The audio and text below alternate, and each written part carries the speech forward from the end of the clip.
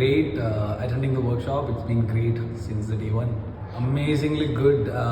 It's been a great experience right from the day one. Like I said, lot of learnings. I'm a leader myself. I have a team to manage.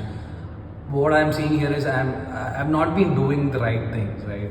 You get to learn a lot of things, you know, to have a vision, to have a character, to have responsibilities, and you know the attributes associated to all this. So it's been a great learning, and definitely I'll be able to go back to my team and you know implement all this and to have a good working environment and to have happy people all around you. So definitely yes.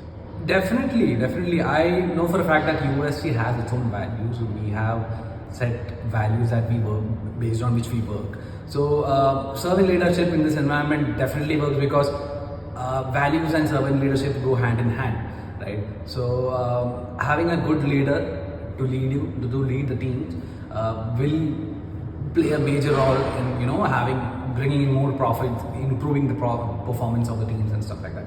So yes, it definitely will work in a profit-based organization like USD. Yeah, definitely. The first thing I'm going to do is I'll go back, I'll have my team, I'll make them sit and I'll let them know, okay, what all I learned in the past 2 days, right?